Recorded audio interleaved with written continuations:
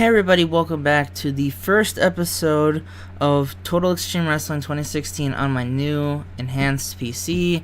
I'm saying that because there might be some hiccups, there might be some different kind of things we're working on here. It's going to be a feeling out process, so this first episode, hopefully, it shouldn't go up for a while now, but I will try and get many episodes out in the time it takes, as well as simply just trying to get, I don't know where this intro went. New PC videos might be looking weird as I try to adjust it because I'm using a new recording software. Everything should be fine. Let's just jump into Superstars. Alright, we have a pre-show match before Superstars featuring FCW talent between the Ghost Hunters and the team of Johnny Gargano and Ricochet, and this was picked by the AI as the Ghost Hunters, the FCW Tag Team Champions. Pin Johnny Gargano and Ricochet.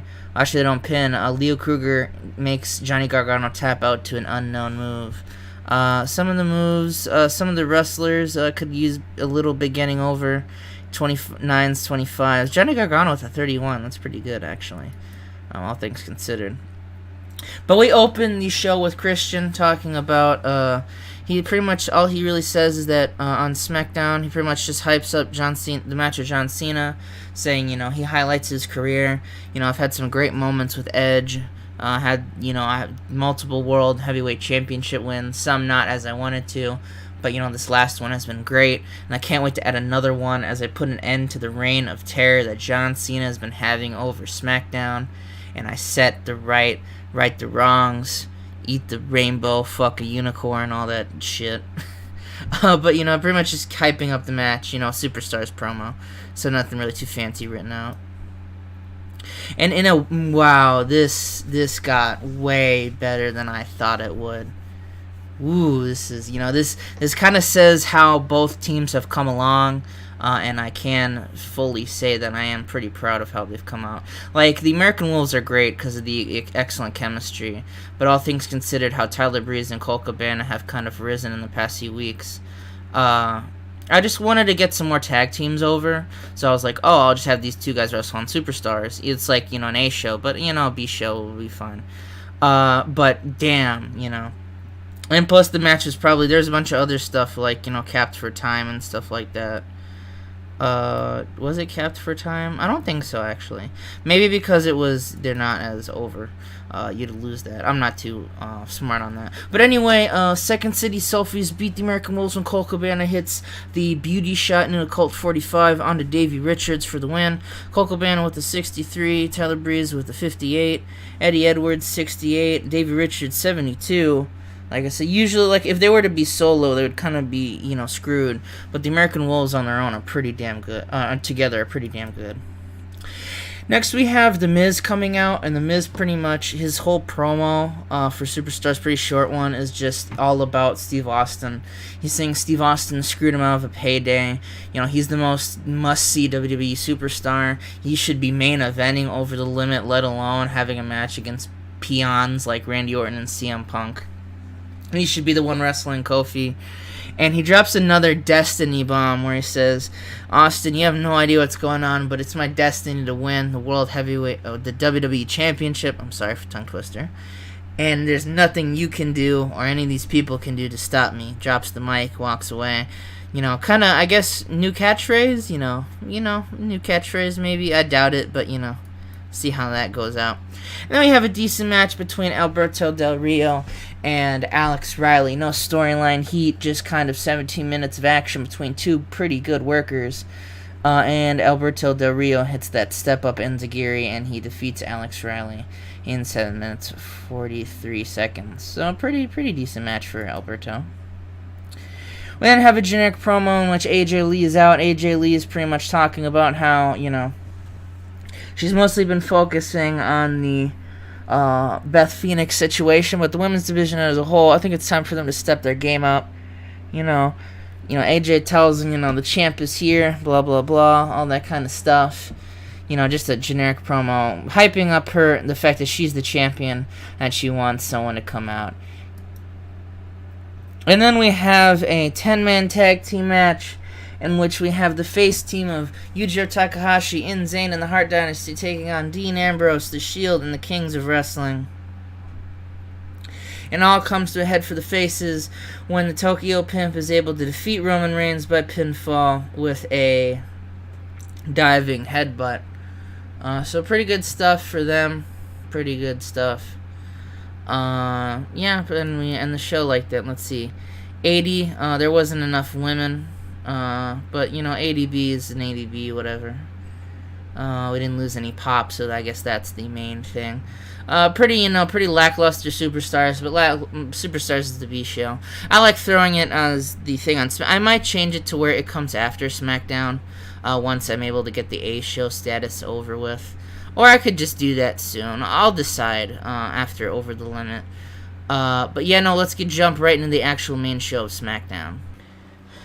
Okay, so we're back with SmackDown here, and we have the first dark match, the only dark match of the show. It is the Second City Selfies taking on Primo and Epico, and Colt Cabana gets the win when he hits the Chicago Crab and forces Primo to tap out. Just a little dark match between two tag teams trying to get them over. Pretty much, we're doing pretty good. Tyler Breeze keeps improving. Colt Cabana is improving as well in terms of ratings. Not much use for Primo and Epico on the main roster, but, you know, they are what they are. And to open up the main SmackDown segment of the show, if you watched from Raw, which I highly recommend you do, we have Mr. McMahon is discussing stuff with Shawn Michaels. You can't really make it out. You can get bits of snippets. It's almost like found footage. You know, we did talk about one of the things that is mentioned, because I forgot to mention. I think I forgot to mention it. It's been a while since I recorded the SmackDown and the last Raw. Is that R-Truth, Evan Bourne, Alex Riley, all the people that the Shield, not the Shield, England's Finest had beaten up, essentially, as well as the Shield, are going to be facing off. So it's going to be England's Finest versus those three at the pay-per-view, you know, trying to get revenge, the good guys. And it's, well, we have a couple matches up, and we'll have them flash on the screen later on. But obviously, they're definitely talking about the John Cena situation, and we can make out that John Cena is not in the building tonight. We have a hype-up package talking about the main event of the evening, which is a match between Rey Mysterio and Alberto Del Rio. And then we have just a little generic tag team match between Zack Ryder, Sheamus, Drew McIntyre, and Mark Henry. And Zack Ryder and Sheamus get the win when Sheamus hits the Celtic Cross on Drew McIntyre. Yeah, pretty good match, you know, pretty solid. I kind of wish it had gotten a better rating. I think it might, what's it called? Was there any main things holding it back? Not really. Just, you know, it just couldn't get into the 90s area, which is a shame, but, like, Drew kind of held it back for a bit, but, you know, these are all future and certified main eventers, so you can't go wrong, and it's a good match about that.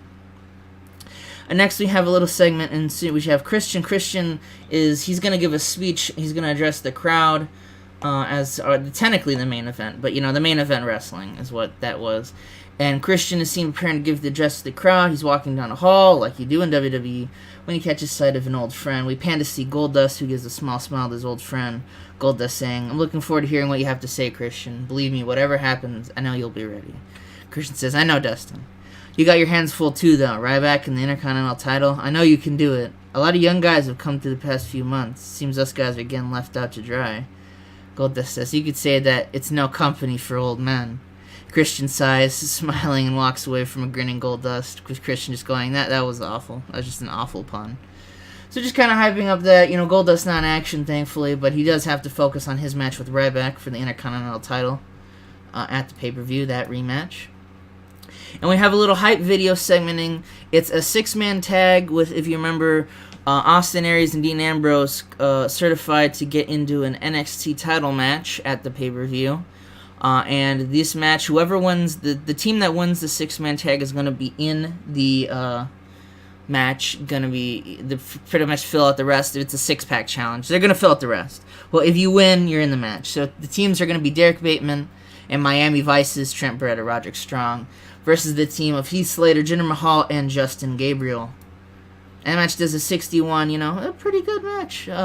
It says a poor match, but, all things considered, some of these guys, Derek Bateman's probably, how were there any improvements? Unfortunately not. Derek Bateman, the lowest rank, but everyone else did pretty good, all things considered. We have Derek Bateman and Miami Vices defeating District Gabriel and the West Virginian Canadian Connection, the team I like to call of Jinder Mahal and Heath Slater, just a silly little name I gave him. Derek Bateman defeating Jinder Mahal with a TKO to get the win for his team. So, getting the NXT title match pretty over.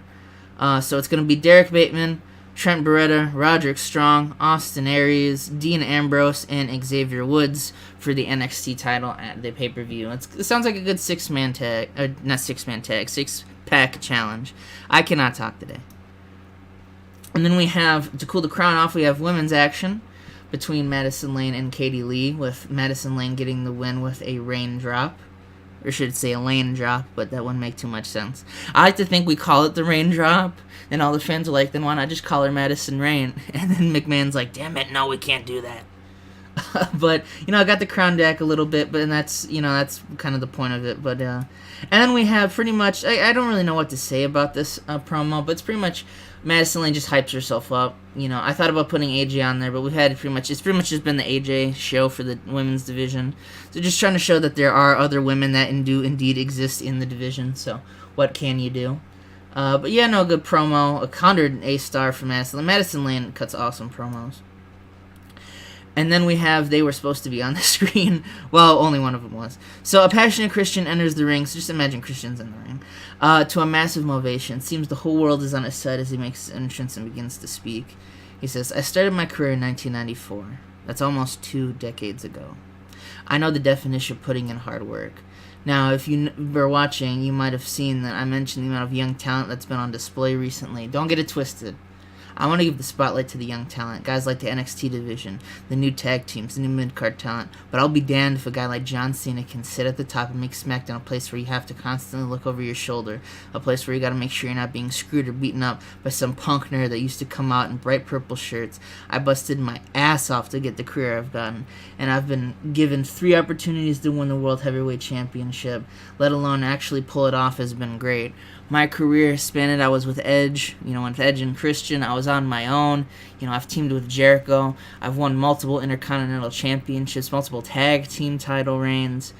And just because, all of that, I did it for the fans. If I have to put that massive career on the line against John Cena to make SmackDown a better place, then I will do it.